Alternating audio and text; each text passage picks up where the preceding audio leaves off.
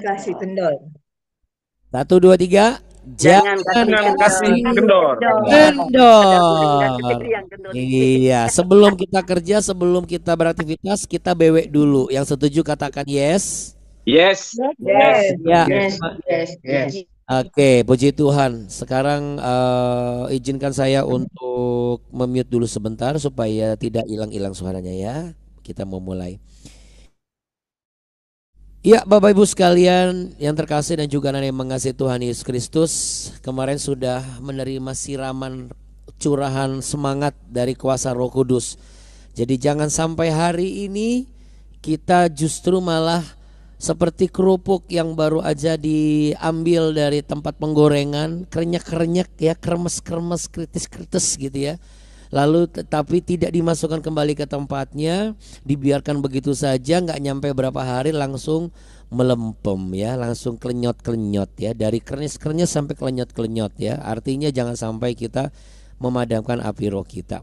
Untuk itu Bapak Ibu sekalian terkasih, biarlah melalui BW ini kita semakin semangat, semakin bersuka cita, kita melihat bagaimana kuasa Tuhan menyertai kehidupan kita, semakin heran dan ajaib ya. Yang sepakat boleh angkat jempolnya Bapak Ibu. Wah, puji Tuhan. Mari kita satu di dalam doa ya. Mari kita berdoa. Segala puji syukur hormat kemuliaan hanya bagi Tuhan Yesus Kristus yang telah mencurahkan rohnya secara luar biasa dan memberikan kepada kami pengertian akan kuasa ilahi dan mujizat yang heran dalam kehidupan kami sebagai orang percaya. Bapa kami yang ada di dalam sorga, dikuduskanlah namamu, datanglah kerajaanmu, dan jadilah kehendak-Mu di bumi seperti di surga. Berikanlah kami pada hari ini makanan kami yang secukupnya, dan ampunilah kami akan kesalahan kami seperti kami juga mengampuni orang yang bersalah kepada kami. Dan janganlah membawa kami ke dalam pencobaan, tapi lepaskanlah kami daripada yang jahat. Karena Engkaulah yang punya kerajaan, kuasa dan kemuliaan kekal sampai selama-lamanya. Hanya di dalam berkat nama Yesus Kristus kami mau memulai memuji menyembah Tuhan. Kami menjadikan firman Tuhan sebagai tuntunan kehidupan kami, dan nama Tuhan kami permuliakan lewat kehidupan kami yang sungguh-sungguh setia dalam tuntunan kebenaran firman Tuhan. Mari yang siap memuji menyembah Tuhan terlebih dulu sama-sama katakan amin di tempat kita masing-masing. Kasih gestur tepuk tangan sambil senyum yang paling lebar, saudara. Haleluya, puji Tuhan. Ya, kita mau naikkan sebuah pujian. Saya akan mulai share ya. Bapak Ibu, Abuna mengajak dan Abuni kita semua ya, kita nyanyi buat Tuhan, kita memuji Tuhan melalui pujian berikut ini.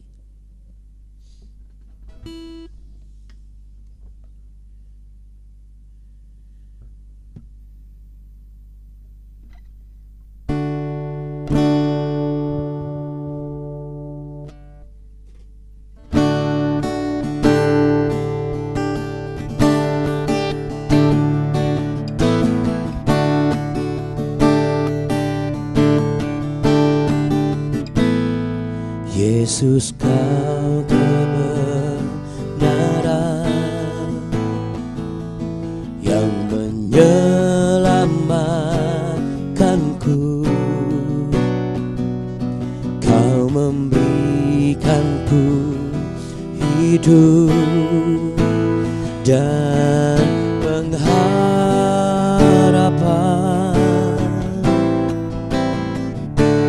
Ku ikut kehendak-Mu, ku perlu anugerah-Mu.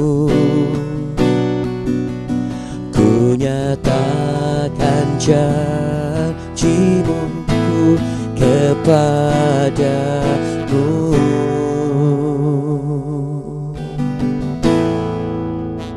Kalau ku hidup bagimu, hatiku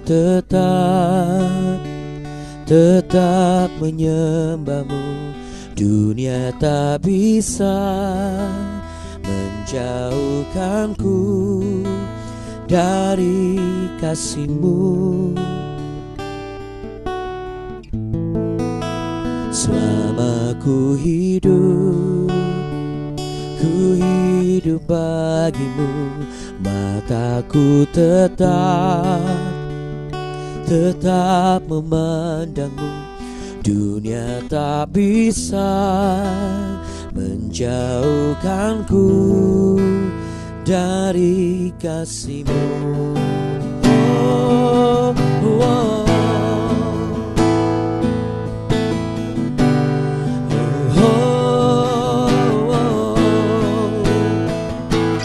Yesus, Kau kebenaran yang menyelamatkanku. Kau memberikanku hidup dan pengharapan.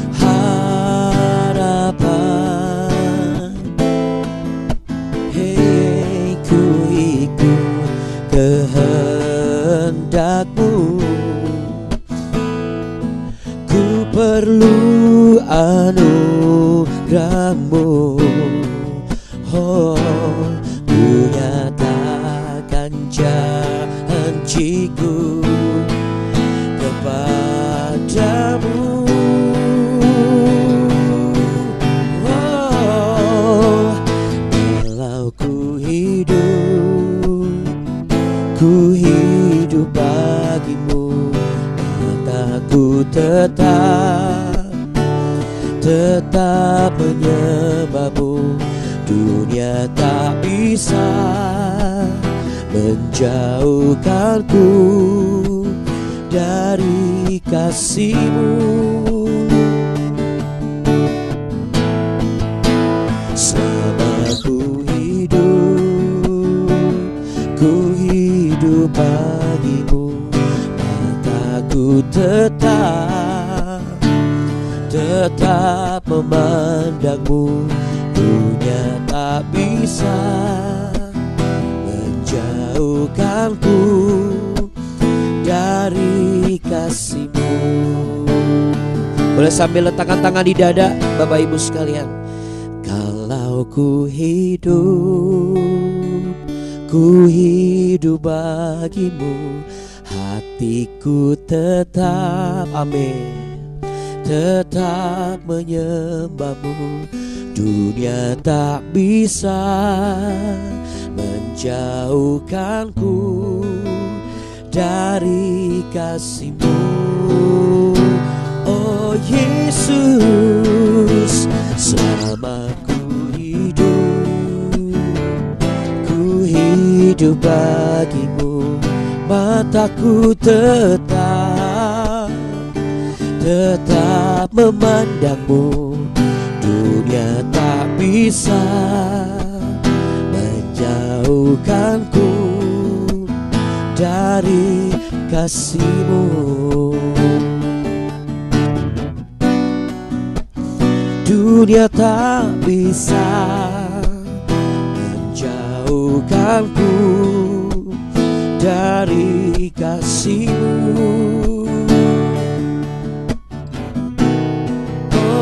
Dunia tak bisa menjauhkanku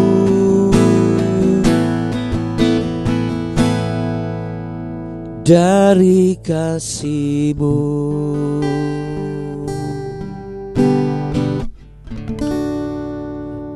Yang sepakat sama-sama katakan amin. Yes, haleluya, puji Tuhan. Yuk kita beri tepuk tangan untuk menyambut hadirat Tuhan di tempat kita masing-masing.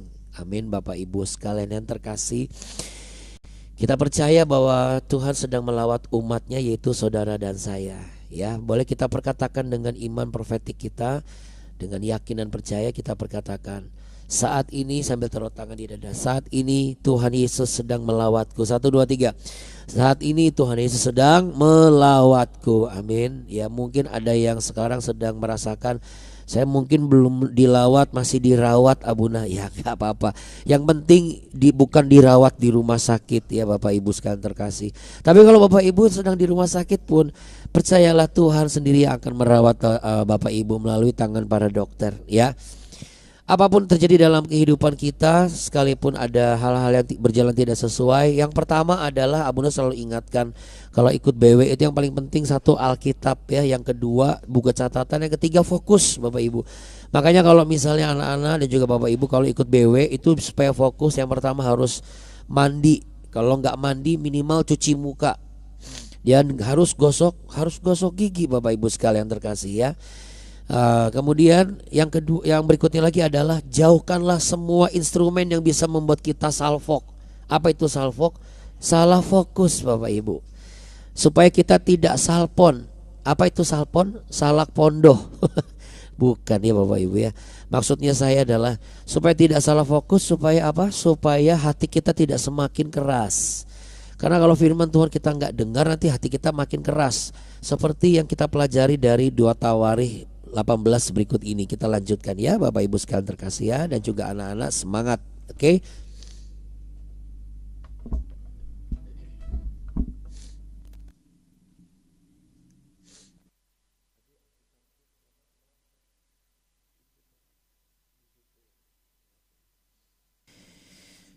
Ya Bapak Ibu sekalian terkasih, sebelum kita melakukan segala sesuatu, terima kasih Abuni.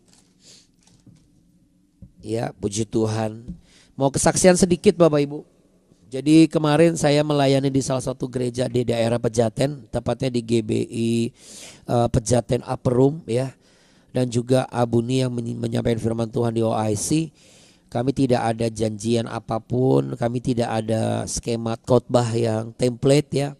Tetapi yang membuat kami amazed atas pekerjaan Roh Kudus adalah bukan hanya sekedar lawatannya, tapi pengertian yang diberikan. Dan nah ini,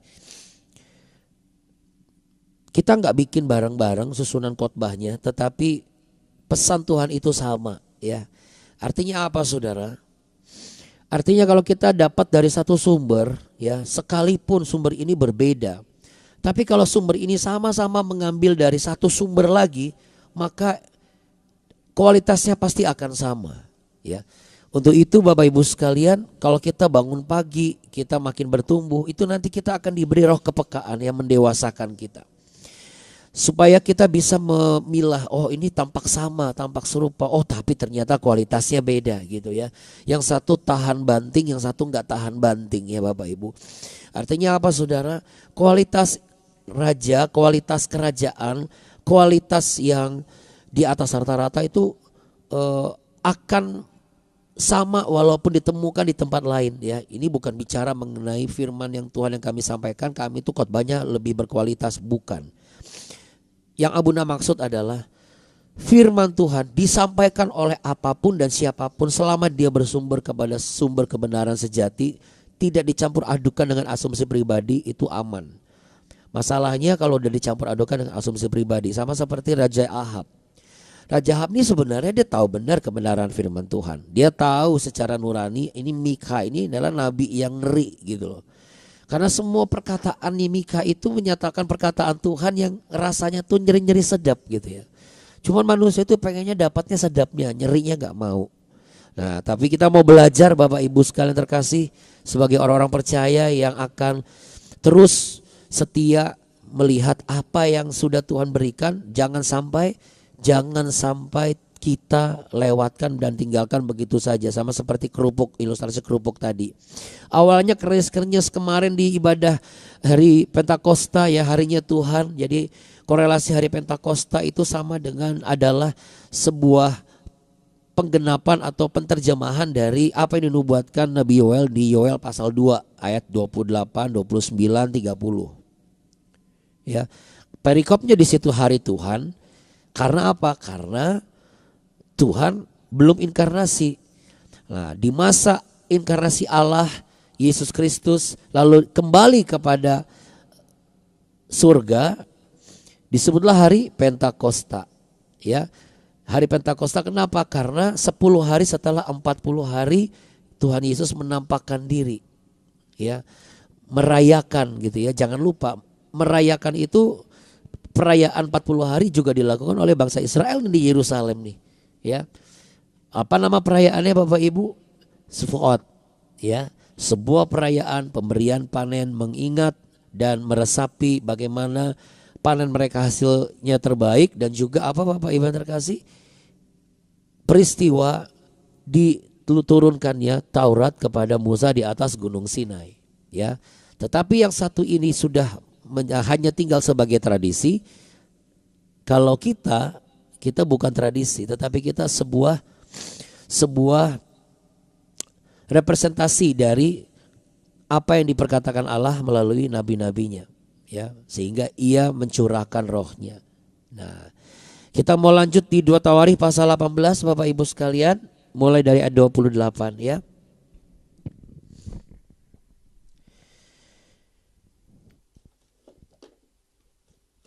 Dua Tawarikh pasal 18 ayat 28. Sesudah itu majulah Raja Israel dengan Yosafat, Raja Yehuda. Ingat ya, jangan bingung, Raja Israel Yehuda emang beda, kan sudah pecah. Ya, ingat Bapak Ibu, ini udah pecah ya. Ke Ramot Gilead. Raja Israel berkata kepada Yosafat, aku akan menyamar dan masuk pertempuran, tetapi engkau pakailah pakaian kebesaranmu. Lalu menyamarlah Raja Israel, kemudian mereka masuk ke pertempuran. Adapun Raja negeri Aram telah memberi perintah kepada para panglima pasukan keretanya demikian. Janganlah kamu berperang melawan sembarang orang, melainkan melawan Raja Israel saja. Segera sesudah para panglima pasukan kereta itu melihat Yosafat, mereka berkata, itu Raja Israel. Lalu mereka mengepung dia untuk menyerang dia, tetapi Yosafat berteriak dan Tuhan menolongnya. Ya, Bapak Ibu boleh dan anak-anak boleh digaris bawahi, berteriak dan Tuhan menolongnya. Allah memujuk mereka pergi daripadanya. Segera sesudah para panglima pasukan kereta itu melihat bahwa dia bukanlah Raja Israel, maka mundurlah mereka daripadanya. Tetapi seseorang menarik panahnya dan menembak dengan sembarangan saja dan mengenai Raja Israel di antara sambungan baju zirahnya. Kemudian ia berkata kepada pengemudi keretanya, putar, bahwa aku keluar dari pertempuran sebab aku sudah luka. Tetapi pertempuran itu bertambah seru pada hari itu, dan Raja Israel tetap berdiri di dalam kereta berhadapan dengan orang Aram itu sampai petang. Ia mati ketika matahari terbenam. Ya, Bapak Ibu yang terkasih, apa yang bisa kita pelajari dalam konteks ini ya? Kalau kita lihat di ayat 28 sampai 29, terima kasih Abuna. Abuna lagi, Abuni. Salah ngomong gak apa-apa, yang penting abuninya emang benar Abuni bukan Abuna. Masa saya sama pria juga, ya, sama wanita dong, wanita yang sudah Tuhan sandingkan ya. Salah sebut nggak apa-apa, yang penting jangan salah orang, betul nggak Abuni? Abuni cuma ketawa hehehe. Oke, ya Bapak Ibu yang terkasih ya. Ayat 28 sampai 29 coba kita lihat ya. Itu paling gampang kita lihat sebagai strategi yang mana militer perang itu pasti akan penuh trik ya Bapak Ibu.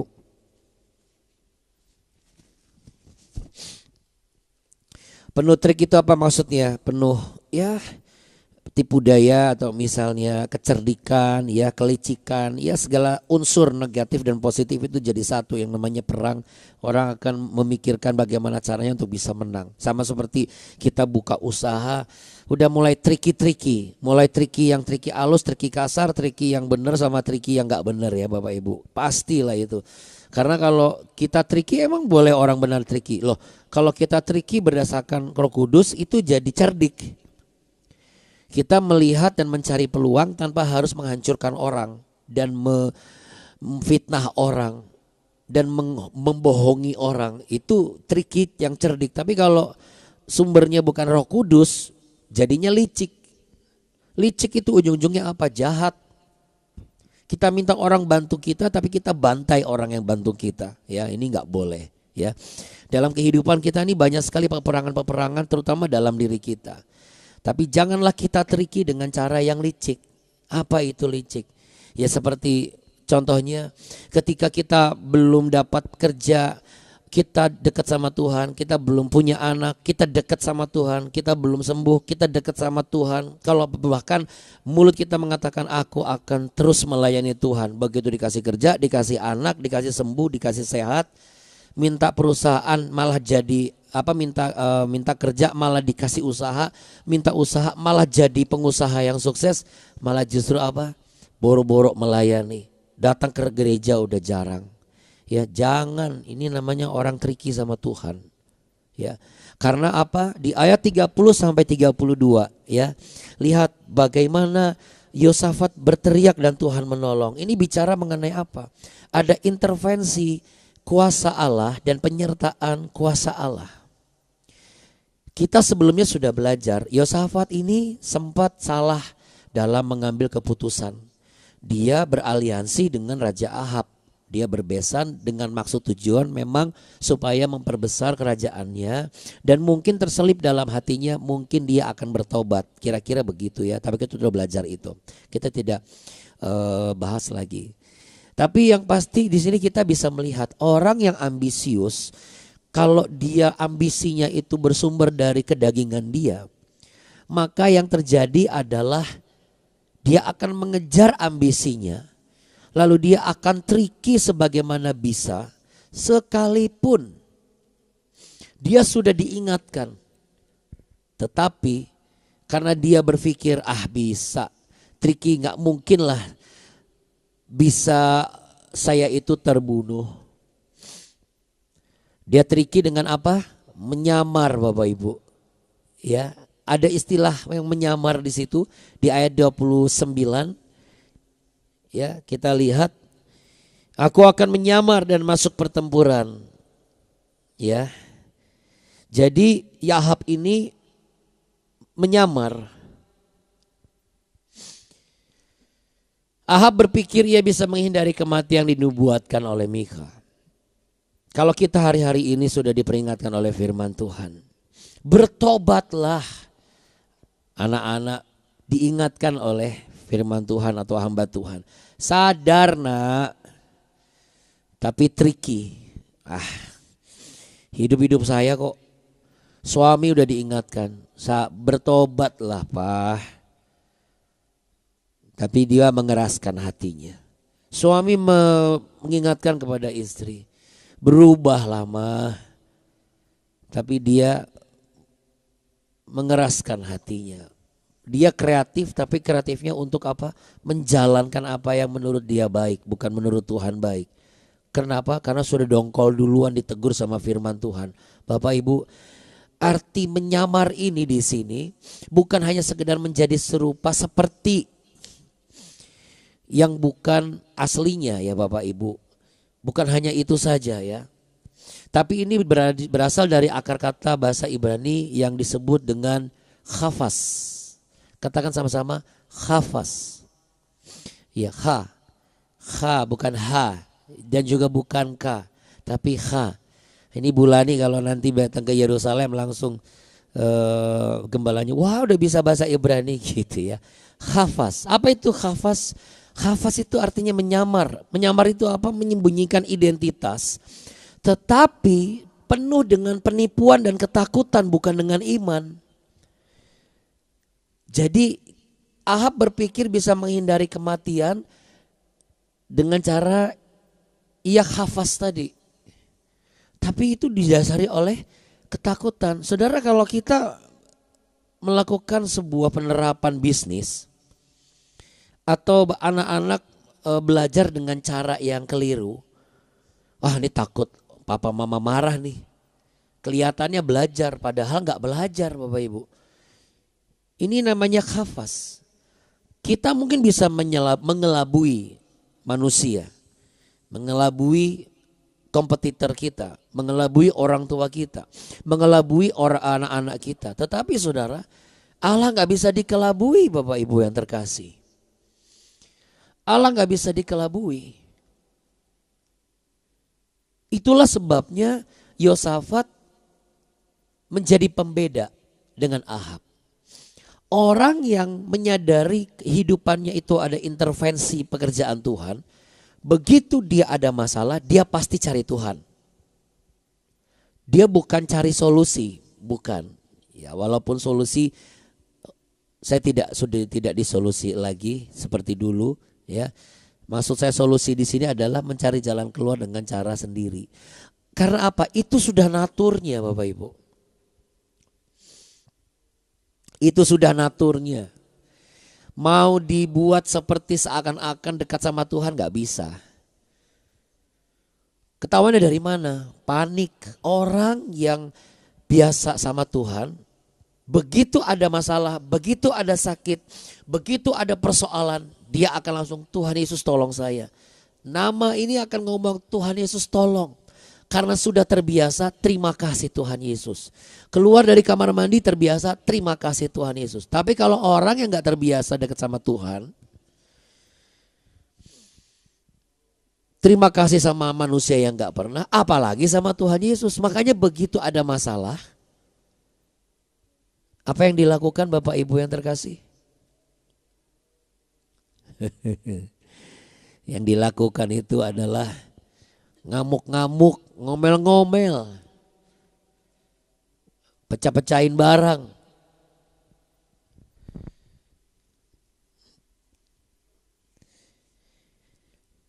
Setiap orang pasti akan punya masa panik. Tetapi hari ini Tuhan Yesus melalui Roh Kudusnya mengingatkan saudara dan saya. Kemarin kan kita habis dapat hari Pentakosta kan. Kita disekuatkan, semangat pujian penyembahan di gereja luar biasa. Ujiannya itu seminggu ini sampai ke depan. Kita lulus gak? Wah, Abuna nih meramalkan. Enggak, bukan, ini bukan nubuatan. Ya kalau itu terjadi berarti itu nubuatan.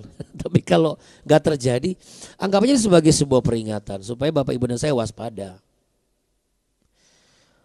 Karena ada panah-panah si jahat yang akan dilemparkan. Kita mau tricky depan orang dekat sama Tuhan, tapi kalau kita asli gak dekat sama Tuhan, mau sehebat apapun kita tutup-tutupi, itu panah si iblis akan nancap di dalam kehidupan kita.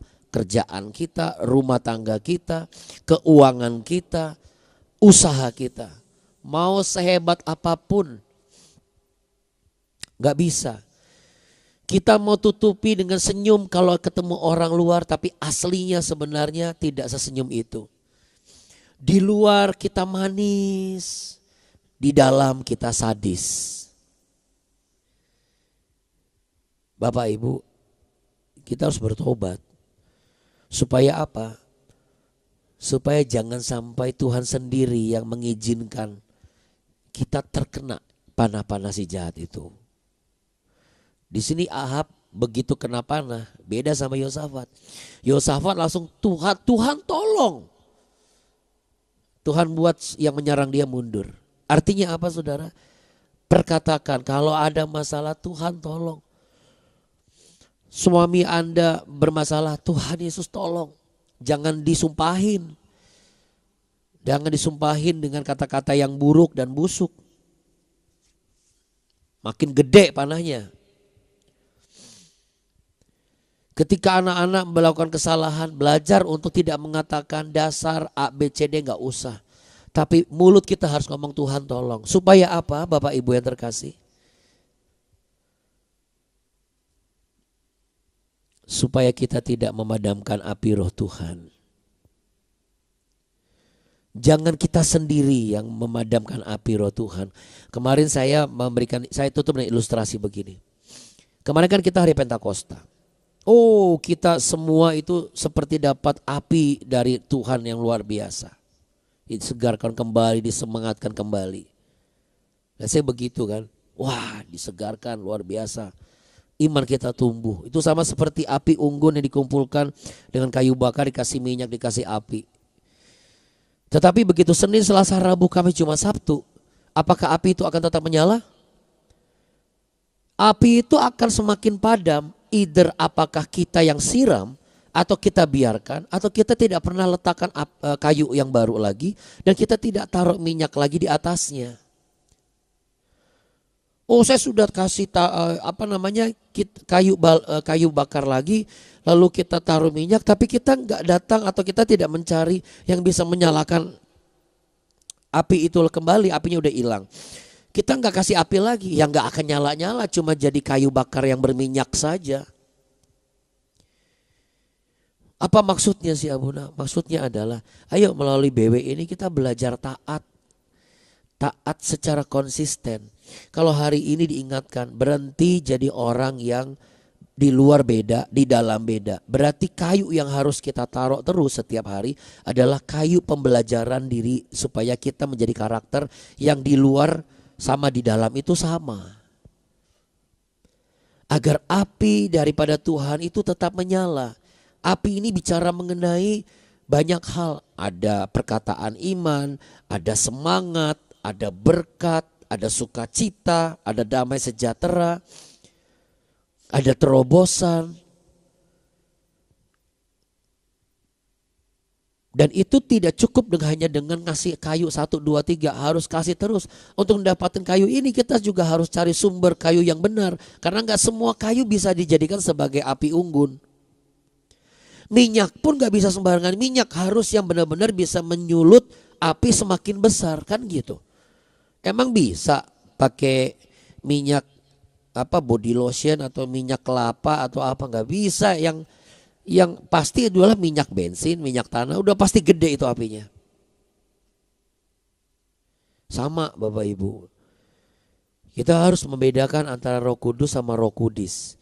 Kita harus berani mengambil keputusan. Ini firman Tuhan yang benar, ini firman Tuhan yang tidak benar. Firman Tuhan yang benar, orang yang nyampaikan yang nggak benar. Ini nasihat yang benar, ini nasihat yang gak benar. Jadi Bapak Ibu sekalian, apa yang bisa kita pelajari hari ini? Jangan padamkan api rohmu Bapak Ibu sekalian terkasih. Ketika firman Allah diterima, Anda mau bersembunyi kemana atau menyembunyikan identitas asli Anda? Gak bisa. Karena firman Allah akan membuktikan kehendak Allah itu pasti terlaksana. Mengapa demikian? Kita buka di Ibrani pasal 4 ayat 12 sebelum kita tuntaskan hari ini. Ibrani pasal 4, kita buka yuk Ibrani di perjanjian baru ya. Ibrani pasal 4 ayat yang ke-12.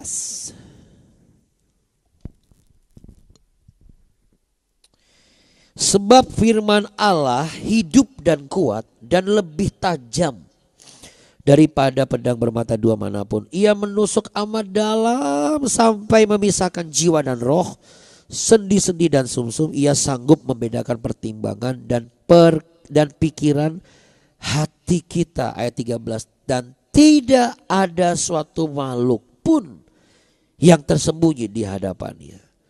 Sebab segala sesuatu telanjang dan terbuka di depan mata Dia yang kepadanya kita harus memberikan pertanggungan jawab. Jadi Bapak Ibu, kalau Anda merasa gini, tapi saya sudah bersalah sebagai orang tua selama ini. Saya sudah bersalah sebagai anak orang tua saya selama ini. Sebagai menantu saya sudah salah. Sebagai karyawan saya kerja saya sudah salah. Sebagai pemimpin perusahaan saya sudah salah. Yosafat juga ikut dalam keputusan salah. Tapi lihat saat ia kena masalah, dia langsung berseru sama Tuhan Yesus. Sama Tuhan ya, dulu belum Tuhan Yesus. Itu ditolong oleh Tuhan. Jadi jangan mau ditipu sama suara-suara yang udahlah kamu gak layak. Gak bisa minta tolong Tuhan, Tuhan udah marah sama kamu, itu bohong. Karena sampai hari ini kalau kita masih dikasih hidup, itu Tuhan masih punya kasih karunia yang tanpa batas. Sekalipun Anda sudah menjauh, yang perlu Anda lakukan itu Anda mendekat. Jangan Anda begini, saya sudah jauh dari Tuhan tapi Tuhan masih tolong saya, itu salah. Betul, barang siapa berseru kepada nama Tuhan akan diselamatkan. Yoel 2 pasal 32 itu betul. Tapi jangan menjadikan itu sebagai alasan kita tetap jadi orang yang geblek atau orang yang ngaco. Orang yang munafik. Orang yang masih berkutat dengan pendirian sendiri. Gak mau dibentuk oleh firman Tuhan. Mau sampai kapan? Karena namanya kasih karunia itu hak prerogatif Tuhan. Gak setiap kali ada gitu loh. Nanti begitu kita minta tolong sama Tuhan, Tuhan gak tolong. Nanti kita jadi marah sama Tuhan, kita makin jauh dari Tuhan. Karena kalau kita menjauh dari Tuhan, yang perlu dilakukan itu mendekat. Sama seperti ketika kita dapat hari Pentakosta kemarin. Begitu sudah dikasih semangat, yang perlu kita lakukan adalah apa? Jangan dibiarkan gitu saja. Bagaimana Tuhan deh? Gak bisa dong. Harus kita yang aktif. Kita cari firman Tuhan. Kita belajar meletakkan kayu-kayu ketaatan supaya api di dalam api semangat hidup kita itu terus menyala dan menyala. Dan yang terakhir Bapak Ibu, Ahab mati dengan situasi yang mengerikan ya Bapak Ibu. Kalau misalnya yang aslinya itu di tengah-tengah pertempuran hebat, begitu Ahab mati itu darahnya itu sampai dijelatin anjing. Ahab mau sehebat apapun, secerdik apapun, selicik apapun mengelabui yang sudah direncanakan oleh Tuhan, tetap aja terjadi apa yang Tuhan rencanakan dan Tuhan ingatkan. Jadi janganlah mengeraskan hati kita. Makanya ada firman Tuhan katakan, janganlah keraskan hatimu sama seperti Musa dan Harun yang mengeraskan hatinya di mata air Meriba. Galatia pasal 6 ayat 7. Kita tutup di sini. Galatia pasal 6 ayat 7. Kiranya apa yang disampaikan oleh Roh Kudus hari ini bisa menjadi pengingat dan juga menjadi penopang. Yuk kita mau berubah, berubahlah sungguh-sungguh. Jangan berpatokan dengan saya kan orangnya begini, dulu kan saya begini. Jangan, itu terlalu banyak alasan namanya.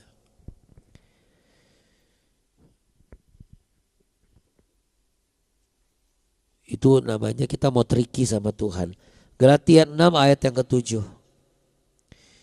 Jangan sesat, artinya jangan sesat ya. Jangan sampai ngaco gitu. Allah tidak membiarkan dirinya dipermainkan, sampai di situ. Kalau dilanjutkan, karena apa yang ditabur orang itu akan dituainya. Lebih baik kita tabur pertobatan supaya kita tuai kasih karunia yang lebih besar daripada kita hanya tabur seadanya, kelihatannya bertobat padahal masih berobat. Mau sampai kapan berobat terus? Ini saatnya bertobat. Ini saatnya kita menjadi orang percaya yang taat. Kalau ada apa-apa cepat minta tolong sama Tuhan, bukan cari orang ini pintar ini, kata si A, cari kalau lu sakit lu cari si ini. Nanti begitu mentok atau apa, ya gak apa-apa, Tuhan juga tahu lah. Kan Tuhan bisa pakai siapa saja. Kita jangan lebih pintar daripada Tuhan Bapak Ibu. Kalau ikut Tuhan tetap cari Tuhan dulu. Nanti tanya sama Tuhan, baru Tuhan apakah saya bawa ke sini. Dan kita sudah tahu kalau orang ini tidak menggunakan kuasa Tuhan, jangan dipaksa dong. Contoh misalnya nih, saya tutup dengan ilustrasi begini. Kita patah tulang nih. Kalau Anda tanya, kalau saya patah tulang Abuna, bagaimana? Lebih baik berdoa sama Tuhan. Minta Tuhan tunjukkan rumah sakit mana. Itu yang benar. Bawa ke dokter ahli tulang, entah dioperasi atau Tuhan kasih mujizat kesembuhan ilahi. Itu tergantung dari seberapa intens kita memiliki hubungan pribadi sama Tuhan. Jangan sesekali kita tanya sama orang, lalu kemudian kita ikuti saran orang itu yang menyuruh kita untuk datang ke orang tertentu. Lalu kita didoakan dengan cara mereka, kita minum air dari mereka, kita ikuti cara menemin tubuh di dalam kuali lah. Mandi pakai tulisan huruf-huruf yang kita nggak jelas lah, apalagi memperkatakan doa mereka. Bertobat Bapak Ibu. Paling banter itu 10-15 tahun tulang itu berasa nggak sakit. Lihat hasilnya bagaimana. Tulang Anda sembuh tapi lihat anak cucu nanti bisa berantakan hidupnya. Pekerjaan kita makin tidak diberkati. Kita susah tidur, gampang muncul banyak sekali konsekuensi yang tidak bisa kita tolak. Mari kita pejamkan mata, kita berdoa. Kematian Ahab bukan kecelakaan, tapi penghakiman Tuhan yang maha adil atas kesombongan dan pemberontakan seorang manusia. Ingat Bapak Ibu yang terkasih dan juga anak-anak, ada penghakiman ilahi yang akan kita jelang pada akhirnya nanti. Sekali kita bersandar kepada Tuhan, mintalah, berserulah kepada Tuhan. Jangan mudah mendengar apa kata orang di tempat kerja, atau di sekolah, atau di kampus. Tanya sama hamba Tuhan yang benar. Ikuti apa yang hamba Tuhan katakan. Letakkan kayu-kayu ketaatan, supaya api pengudusan Allah itu tetap menyala. Untuk itu jadikanlah diri kita sebagai altar yang layak di mana Roh Kudus diam. Mulut kita sebagai altar yang kudus di mana Roh Kudus berbicara. Pikiran kita sebagai altar yang layak untuk Roh Kudus memberikan hikmat-hikmat surgawi. Agar Roh Kudus dicurahkan, bukan hanya habis itu habis, tetapi itu tetap menyala dan terus menyala dan akan menyala senantiasa. Yang akan sampai membuat orang itu benar-benar bisa melihat, luber sampai keluarnya. Orang bisa mendekat kepada kita dan mengatakan, aku mau bertobat. Aku mau hidup seperti engkau. Ketika engkau dapat masalah, Tuhan tolong. Inilah gambaran kami ya Tuhan. Kami semua gak layak. Tetapi terima kasih engkau sudah melawat umat-Mu. Dan hamba berkatakan api pengudusan-Mu akan tetap menyala. Api kemuliaan-Mu akan tetap berkobar. Perkataan-perkataan yang tidak baik itu akan dihilangkan dari mulut lidah setiap kami. Mulut ini tidak mudah mengatakan hal-hal yang bersifat keluhan, bersifat sumpah-sumpah serapah, bersifat kemarahan-kemarahan yang bisa menyakiti orang lain.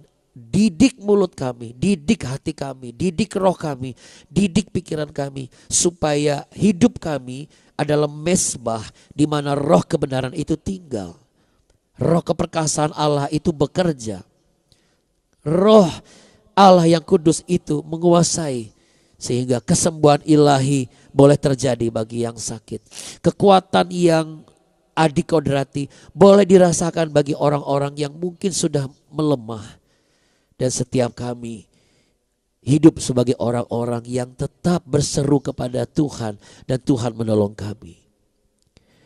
Tuhan Yesus, kami mendoakan perjalanan Pak Ogi dan Ibu Mimi dan juga Kak Alfi yang akan menuju ke Unsut di Purwokerto. Kami perkatakan Tuhan, malaikat-Mu akan menyertai keluarga ini. Darah-Mu yang suci dan mulia menutup bungkus kendaraan yang mereka pakai. Engkau meletakkan beri roh pengasihan kepada setiap orang di Unsut. Bahkan mulai saat ini Tuhan sedang mematokkan kemah-kemah perlindungan, kubu-kubu perlindungan yang ada di sana, sehingga ketika keluarga ini melangkah, Kak Alfi mengambil studi rencana Tuhan Allah yang terjadi, dan mereka boleh melihat tetap menyalakan api kemuliaan Tuhan di sana, tidak meninggalkan apa yang menjadi panggilan dalam hidupnya, sebab Engkaulah yang berharga melebihi segalanya. Kami juga berdoa Tuhan untuk yang bekerja hari ini, Tuhan Yesus menyertai. Yang beristirahat, Tuhan akan pulihkan dari kelelahan. Dan anak-anak kami yang masih akan ujian, Tuhan memberikan pikiran dan terobosan dan juga tekad yang bulat untuk tetap menjadi anak-anak muda yang berbeda, militan dan hanya mendengar suara kebenaran walaupun minoritas, supaya mereka menjadi anak-anak muda yang berkualitas. Terima kasih Bapak. Kami percaya Engkau mengasihi negara kami, kota kami, dan keluarga besar kami. Pakailah kami sebagai alat-Mu menjadi saksi Kristus. Berani mengajak mereka untuk bangun pagi, berani mengajak mereka untuk bergabung di BW, supaya bertumbuh sebagai orang-orang pilihan Allah yang benar dan bisa menjadi berkat di tempat di mana Tuhan kami tempatkan. Dan Tuhan menempatkan kami. Tuhan memberkati-Mu berlimpah-limpah. Terimalah damai sejahtera, cinta kasih dan anugerah Allah di dalam nama Yesus Kristus. Tuhan menyertai engkau senantiasa. Tuhan melimpahi engkau dengan kasih karunia. Dan Tuhan memberikan engkau damai sejahtera dan masa depan dan keselamatan dan anugerah dan segala kasih karunia-Nya dan pertolongan ketika engkau berseru menyebut nama Tuhan Allah yang hidup, Yesus Kristus, tolong aku, maka pertolongan Tuhan akan datang kepadamu dalam nama Yesus. Haleluya, amin. Ya, selamat dalam bepergian Bapak Ogi dan juga Bu Mimi, hati-hati di jalan. Ya, Tuhan Yesus memberkati. Oke, salam buat Kak Alfi. Thank you Abu Nani. Sama-sama Bapak Ibu. Terima kasih Abu Nani. Mohon izin. Ya, silakan Ibu Duma, mohon izin juga. Terima kasih banyak Bapak Ibu sekalian. Kita sama-sama teriakan semangat kita, jangan kasih kendor ya, supaya semua juga tetap semangat. 1, 2, 3. Jangan kasih kendor. jangan kasih kendor ya. Karena kita punya Tuhan apa yang Bapak Ibu, mana jempolnya baik, sangat baik, teramat baik, teramat baik, selamanya baik. Namanya siapa? Tuhan Yesus Kristus. Sambil kasih dada dan senyuman yang paling lebar Bapak Ibu, kalau perlu sampai keluar dari layar laptop kita. Oke, shalom. Tuhan berkati. Sama-sama. Tuhan berkati. Amin. Sama-sama Bu. Halo Pak Jordi. Ya. Ya, Ibu Leli, terima kasih Bapak Ibu semuanya. Shalom. Semuanya aja. Ya, bye-bye. Tuhan berkati. Shalom dah. Ya.